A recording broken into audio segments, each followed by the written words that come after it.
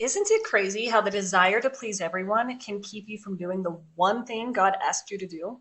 Hey, beautiful friend, welcome to Fearless and Worthy Woman Walking Boldly in Your Calling. I am your host, Alexandria Daugherty, and this is where faith meets real life. The pieces that you actually carry, not the cleaned up version. Before we dive in, take a second and tap follow so these episodes keep finding you. And if something lands with you, share it with a friend. You never know who's praying for this exact kind of conversation. Around here, we believe who God says we are, we obey His calling, we lead with confidence, and we do the work faithfully because God never created you to shrink. We're still in our Do series, and today we're getting honest about the fear under the surface, the fear of disappointing people, the fear of being judged, the fear of doing something God called you to do, and imagining someone's eye roll before you even take the first step. So grab your coffee, settle in, and let's talk about why obedience gets so heavy when other people are watching. All right, so I am just going to say this plainly because I know I cannot be the only one. There are moments where I know God wants me to move. It might be saying something, it might be sharing something, or offering something I've created, showing up in a new way. And my entire body just completely shuts down on me. It hesitates. And it's not because I don't believe in the assignment that's been given me. A lot of it's because I'm already imagining the judgment that it's going to receive before I even say it out loud. And I wish I could tell you it's because I'm doing something dramatic or controversial, but really it's not. It can be something as simple as sharing a story with you or with somebody I'm speaking to. It could be being honest about my feelings or even telling people about a course I've created that I know was going to help them.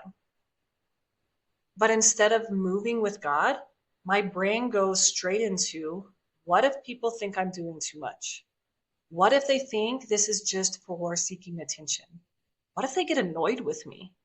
What if they roll their eyes? What if I disappoint someone? What if I push people away?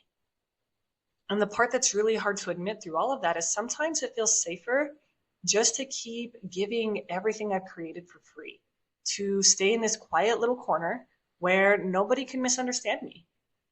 But then I sit with God.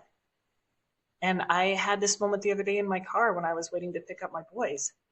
He reminds me, daughter, obedience includes being seen. And that's my calling. That doesn't necessarily mean that's yours, but right now that's what I'm being called for.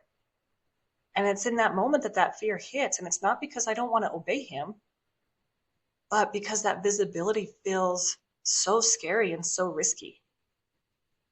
Growing up, disappointing people was not an option. Speaking up came with consequences, and doing anything that might upset someone really felt like I was stepping on a landmine. So even now, even though I am a grown woman with a beautiful marriage and a safer life, that old reflex still kicks in from time to time. The fog, the freeze, the hesitation, the guilt, the overthinking. But I share that all to say that I'm learning slowly that I can't keep praying for God to use me while also praying to stay hidden, because that's not obedience. That's not what I'm being called to do. That is simply fear wearing this cute, polite little outfit. So, what's actually going on in your mind when this happens? Researchers call it rejection sensitivity. And it's not this dramatic thing, but just a very, very real human way of when you grow up having to keep the peace or not rock the boat or disappointing people. Your nervous system stays alert for anything that feels like it might get disapproval. So the moment you imagine someone being upset with you, for example, even if it is all in your head, your brain treats that moment like it's real, like it's actually happening. And that might mean your stomach gets warm because your stress hormones kick in. Your mind fogs because your prefrontal cortex, which is the part you need to speak clearly and to make decisions, temporarily goes offline. I imagine like my computer when I'm waiting on it and it has that little spinning wheel, right? That's what your brain's doing. Your guilt spikes because your brain is trying to pull you back into safety. And for a lot of us, that meant staying small or quiet or agreeable or invisible. You learned early on that silence felt so much safer than honesty did. And so now, as a grown woman trying to obey God, your body still thinks it needs to protect you from disappointing someone. And it's not because you are weak. It is not because you have this lack of faith. Your nervous system is simply operating off of the old messages it was given as you were growing up. But what science also shows is your brain rewires itself through repetition in safe environments.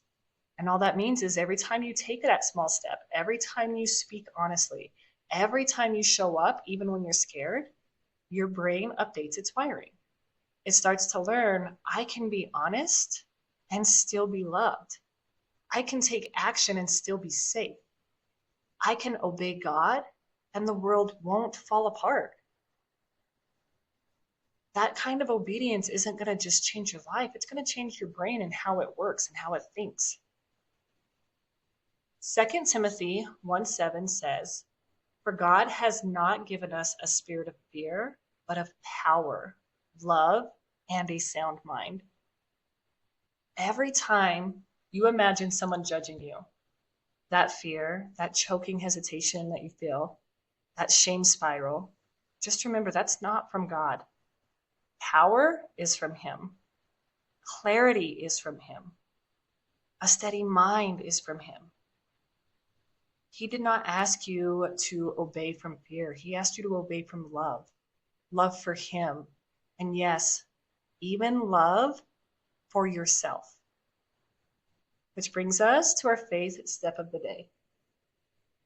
Think of one thing you've been holding back on, something you know that God has asked you to do, but fear of disappointing someone has kept you frozen.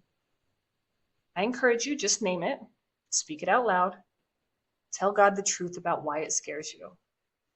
Then I invite you to pray something like, God, help me obey you, even when my fear tries to protect me from things that aren't happening anymore. And take one little baby step toward it today. I hope this conversation met you where you've been sitting, not in shame, but in understanding, because you are not failing. You are healing. You are learning to obey from a different place. If today helped you, share it with a friend who needs the same freedom, and make sure you're following so these moments keep showing up for you. And if you want tools, encouragement, or resources for the season that you are in right now, you can always find everything at thefearlessworthywoman.com. Until next time, you are worthy, you are loved, and you are called, empowering you always.